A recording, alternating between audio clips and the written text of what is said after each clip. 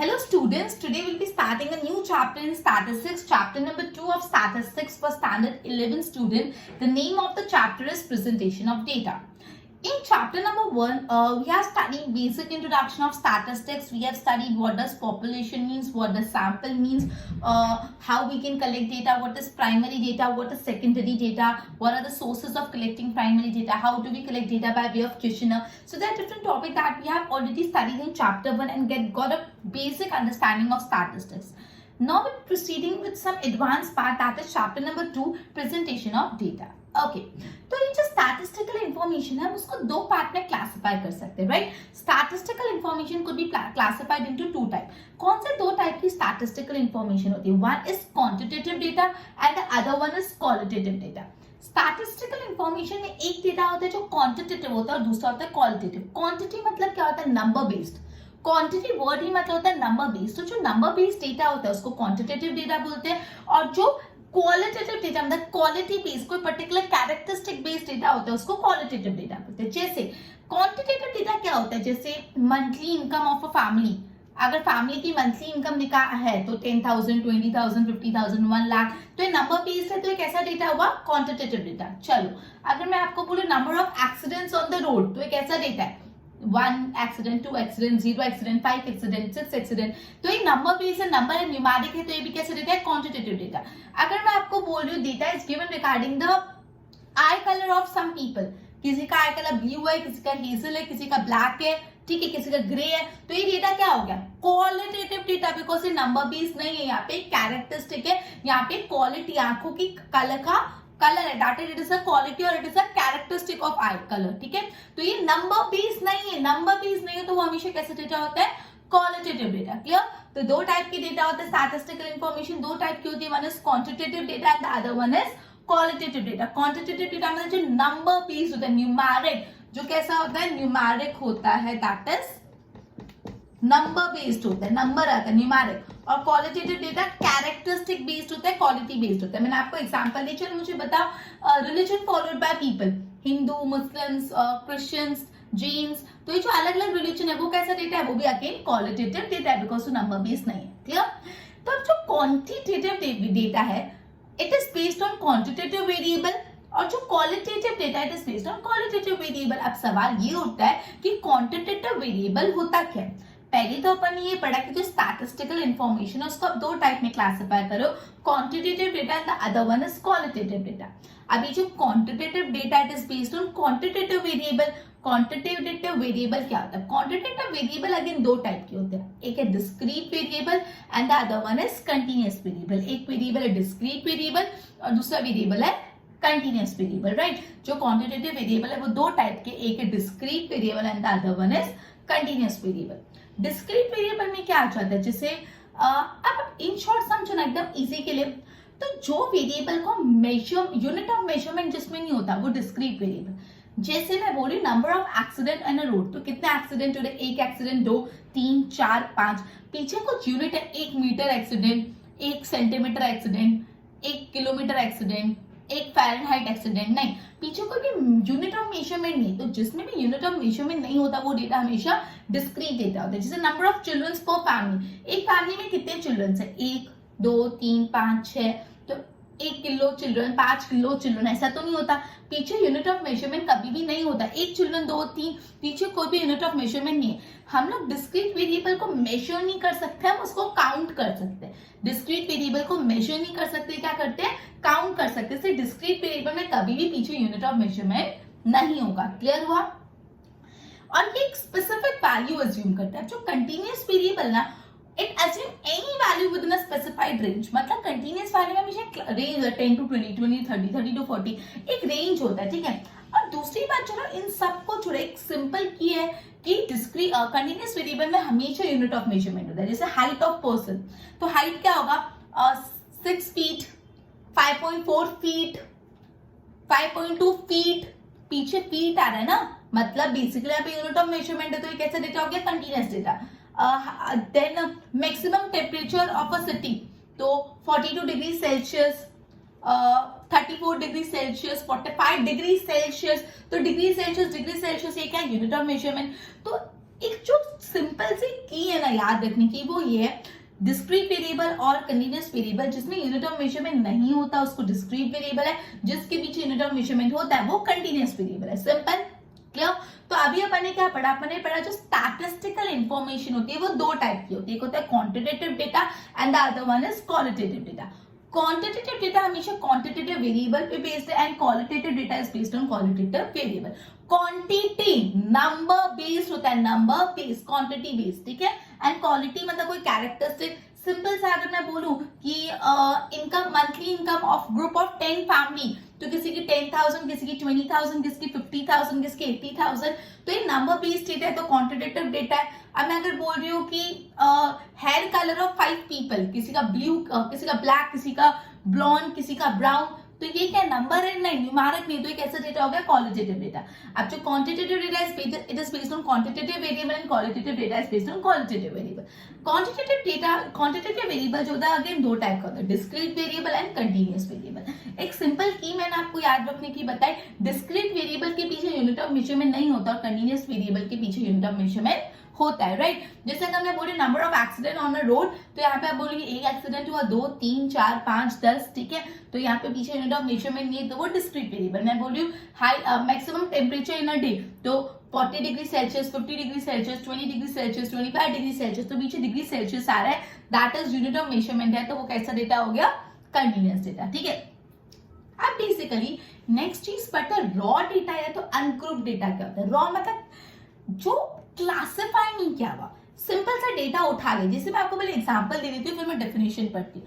अगर मेरे को ये जानना है कि 11th स्टैंडर्ड के स्टूडेंट्स में लोगों को स्टैटिस्टिक्स ज्यादा पसंद है कि अकाउंटेंसी ज्यादा पसंद है, तो आपकी क्लास में से फॉर एग्जांपल 50 स्टूडेंट्स है, उन 50 बच्चों में से मैंने एक बच्चे के पास किया, मैंने पूछा आपको स्टैटिस्टिक्स पसंद है कि अकाउंटेंसी, किसी ने बोला स्टैटिस्टिक्स, तो मैंने उसको टेक कर दिया। फिर ये जो मैंने डेटा कलेक्ट किया, मतलब 50 बच्चों का जो डेटा कलेक्ट किया, वो डेटा कैसा था? रॉ डेटा, सिंपली जाके डेटा कलेक्ट किया। फिर आपके सामने एक शीट है, आपने देखा आपको समझ नहीं है, कंफ्यूज हो गया आप, ठीक है, तो ये जो डेटा था वो रॉ डेटा था। तो जो भी data obtain at the end of population है तो सैंपल इंक्वायरी, उसको रॉ डेटा अनग्रुप डेटा बोलते हैं। पॉपुलेशन और सैंपल मतलब आप पढ़ चुके हो, अगर पूरी क्लास आपके लिए पॉपुलेशन है, बिकॉज पूरी क्लास अंडर द स्टडी, अगर उस क्लास में से 50 बच्चों का आप बोल रहे हो एक काम कर 50 में से 20 का ही ले लिया एज एन सैंपल, तो मैं 20 का इंक्वायरी निकाली, तो वो सैंपल इंक्वायरी। तो पॉपुलेशन इंक्वायरी या सैंपल इंक्वायरी के एंड में जो आपको डेटा मिलता है उसको बोलते हैं रॉ डेटा या तो अनग्रुप डेटा। ये जो रॉ डेटा है ना बहुत हैफजार्ड होता है, बहुत अनसिस्टमैटिक, अनऑर्डर होता है, प्रॉपर्ली ऑर्डर्ड नहीं होता, तो इससे स्टैटिस्टिकल एनालिसिस करना थोड़ा मुश्किल हो जाता है। इसलिए what we need to do is हमको डेटा को अरेंज करना पड़ता है, ठीक है। अब देखो, जैसे मैं बता रही हूँ कि आपने 50 स्टूडेंट्स का एनालिसिस किया, आपने पूरा देखा, फिर आपने ओवरऑल ऑब्जर्व किया कि अराउंड एक टेबल बनाया कि अराउंड 50 में से 30 पीपल को स्टैटिस्टिक्स पसंद है एंड 20 पीपल को अकाउंटेंसी पसंद है। तो हमने एक सिंपल टेबल टीचर को दे दिया, टीचर मैंने एनालिसिस किया और आपके कहने पे, और ओवरऑल क्या देखो मैम, ओवरऑल ऐसा कंक्लूजन निकला कि 30 बच्चों को स्टैटिस्टिक्स पसंद है और 20 को अकाउंटेंसी। तो टीचर को भी समझ आया कि चलो ठीक है। लेकिन अगर आप जाके टीचर के पास ऐसा डेटा लेके चलो पूरा टेबल कि भाई इसका एक का नाम लिखा हुआ है stats account, suppose roll number 1 accounts, roll number 2 stats, roll number 3 accounts, roll number 4 stats, पूरा 50 अकाउंट्स टीचर को समझ ही नहीं आएगा।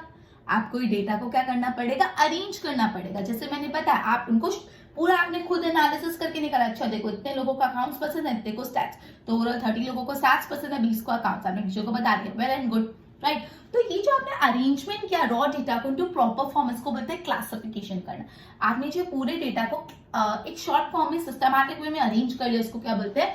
क्लासिफिकेशन। तो ये बेसिकली जो प्रोसेस होता है arranging raw data in the proper form, उसको बोलते हैं क्लासिफिकेशन। ये जो रॉ डेटा उसको प्रॉपर फॉर्म में अरेंज करने को बोलते हैं क्लासिफिकेशन।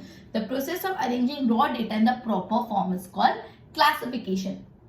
और जब आप प्रॉपर फॉर्म में अरेंज कर देते हैं उसके बाद जो आपको डेटा मिलता है वो डेटा को बोलते हैं क्लासिफाइड डेटा। पहले वाला डेटा रॉ डेटा था, फिर आपने उसको अरेंज करके नया अच्छा डेटा लाया तो वो क्लासिफाइड डेटा। और ये जो प्रोसेस है जिसमें रॉ डेटा को प्रॉपर्ली आप अरेंज करते हो उसको क्लासिफिकेशन। क्लियर हुआ? चलो अब यहाँ पे हमने टेक्स्ट बुक में एग्जाम्पल दिया। सपोज एक शॉपकीपर को जानना है कि एक हफ्ते में उसने कितना गुड्स की डिमांड आई, demand of the commodity in 1 week, तो उसने सिंपल लिख दिया 12, 16, 8, 12, 8, 8, 10, समझ में आया कुछ? 12, 16, 8, 8, 8, 12, 16, 8, 12, 8, 8, 10, मतलब क्या आपको समझ में आया? तो ये तो मतलब वो लेके बैठा, तो उसने अपनी बुक में लिखा पहले दिन 12 की डिमांड, 12 लिख गया, दूसरे दिन दुकान बंद करने से लिखा 16 दिन की डिमांड, तो फिर देखा 8 की, ऐसे करके उसने 7 दिन का बारे में लिख दिया। अब उसको एनालिसिस करना मुश्किल है, ये तो कैसे था रॉ डेटा, उसने ऐसे ही डेटा ले लिया, इसको क्या करने का है, अरेंज। तो आप क्या करोगे, डिमांड कितनी है देखो, आपके टेक्स्ट बुक में मैं बोर्ड से गो थ्रू कराऊंगी तब कराऊंगी, अभी मैं बोर्ड पे नहीं दिखा पा रही। तो बेसिकली देखो डिमांड या तो 8 कमोडिटी की है, या 10 या 12 या 16, 8, 10, 12, 16, तो आपने पहले डिमांड ली थी। अब 8 नंबर ऑफ डिमांड कब कब है, देखो 1 दिन, 2 दिन और 3 दिन, 3 दिन ऐसे थे हफ्ते में जब 8 यूनिट्स डिमांड हुई थी, तो 8 के सामने लिख दो 3, मतलब जब 8 डिमांड था और सामने लिखो नंबर ऑफ डेज 3, तो इससे व्यूअर को समझ आएगा अच्छा 8 यूनिट्स की डिमांड 3 दिन थी, 3 दिन ऐसे थे जहाँ पे 8 कमोडिटी की डिमांड थी, 8 यूनिट्स ऑफ कमोडिटी।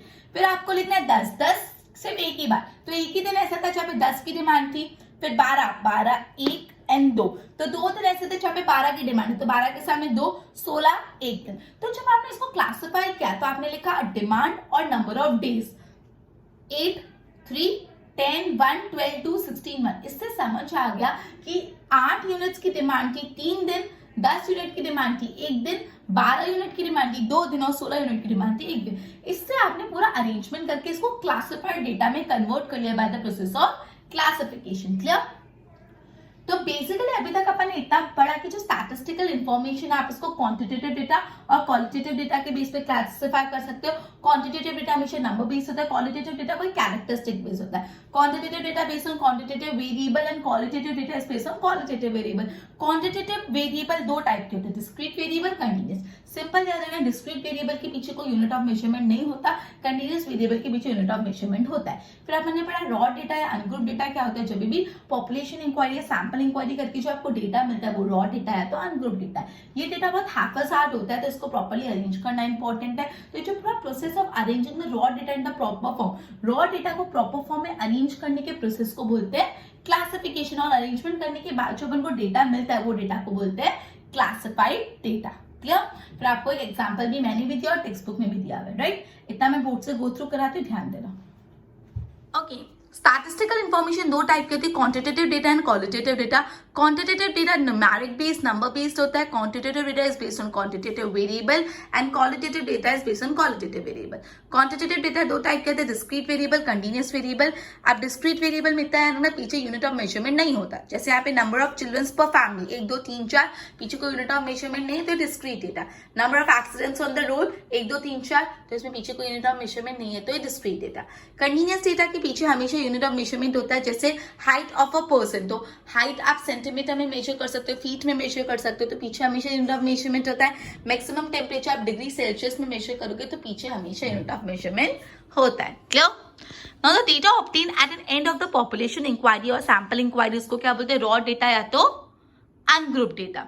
ये डेटा बहुत हैफाजार्ड होता है, इससे स्टैटिस्टिकल एनालिसिस करना डिफिकल्ट होता है। इस डेटा को प्रॉपर्ली अरेंज करना होता है। जो process of arranging raw data in the proper form, ये जो पूरा प्रोसेस है जिसमें रॉ डेटा प्रॉपर फॉर्म में अरेंज होता है उसको बोलते हैं क्लासिफिकेशन। और जो डेटा ऑब्टेन होता है क्लासिफिकेशन के बाद उसको बोलते हैं क्लासिफाइड डेटा, राइट?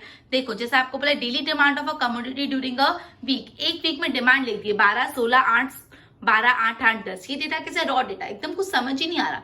तो अपन क्या करा, देखो यहाँ पे टेबल बनाए, क्लासिफाई किया उसको। डिमांड 8 यूनिट्स कब थी, 3 दिन। कैसे 3 दिन, देखो 1, 2, 3, 3 दिन 8 यूनिट थी। 10 की डिमांड कितने दिन थी, 1 दिन। 12 की 1 और 2, 2 दिन। 16 की 1 दिन। तो ये डेटा से आपको क्लियरली पता चला 8 यूनिट की डिमांड 3 दिन थी, 10 यूनिट की डिमांड 1 दिन, 12 की 2 और 16 की 1। तो इससे पूरा क्लासिफिकेशन ये अपन ने किया और ये जो न्यू डेटा मिला है क्लासिफाइड डेटा, राइट? अब गो थ्रू कर लो बोर्ड से।